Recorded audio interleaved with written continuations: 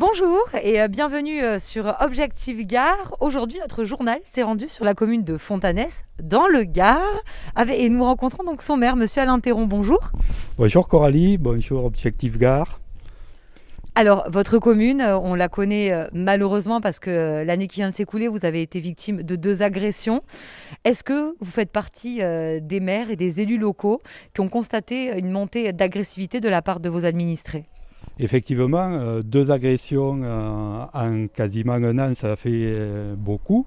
De l'agressivité, oui, on la ressent tous les jours. Heureusement, ça fait partie vraiment du côté exceptionnel. Très peu d'administrés sont aussi vindicatifs que ceux que j'ai pu rencontrer. 2 fois des menaces de mort, c'est pas le but que l'on recherche lorsqu'on est maire d'une petite commune de 700 habitants. On est là pour aider les administrés, on n'est pas là pour les faire condamner. Il doit y avoir quand même un respect qui doit s'opérer et qui est dû à la fonction. On est obligé de prévenir et de sanctionner quand les gens vont trop loin. Comment vous l'avez vécu en tant qu'homme ? En tant qu'homme, je dirais plutôt en tant que maire. En tant que maire, on arrive à le vivre plus ou moins sereinement parce que ça fait partie de la fonction. Mais en tant que personne, là, c'est déjà beaucoup plus délicat lorsque l'on vient nous menacer à la maison. C'est ce qui s'est passé d'ailleurs. C'est ce qui s'est passé la première fois et ça, c'est inadmissible. Alors vous êtes quand même courageux parce que c'est votre 2e mandat, vous avez été élu en 2014. Qu'est-ce que vous prévoyez comme projet pour ce nouveau mandat ? Les projets de ce mandat, le premier projet est en début de réalisation, c'est la rénovation du parvis des écoles qui est situé juste derrière la mairie.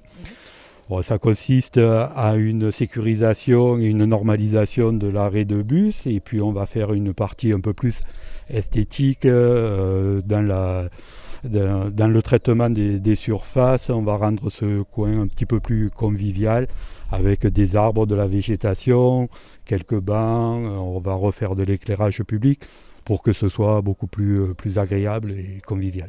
Ce serait donc un projet à 80 000 €. Et puis vous avez un autre chantier très important, c'est la révision de votre PLU, plan local d'urbanisme. Oui, c'est un plan qui date qui a été instauré en 2007 et donc maintenant il faut voir une révision parce qu'actuellement on n'a plus de terrain constructible, donc il faut prévoir quelques terrains et un agrandissement logique du village. Après, on va voir ce que va nous imposer le SCOT comme superficie à urbaniser. On y travaille, mais c'est le début du projet. Et c'est un projet qui va durer entre 2 ans et demi et 3 ans, le temps qu'il soit finalisé. Et là aussi, en tant que maire, comment on fait ? Parce que vous êtes maire d'une commune de 700 habitants, vous vous connaissez tous. On sait que les terrains urbanisés, c'est particulièrement ce que vos administrés convoitent quand ils ont un bout de terrain en zone naturelle. Comment vous faites pour gérer tout ça ? Ça va être le nerf de la guerre, c'est l'urbanisme. Et c'est la preuve année, c'est que les 2 dernières agressions ont porté sur de l'urbanisme.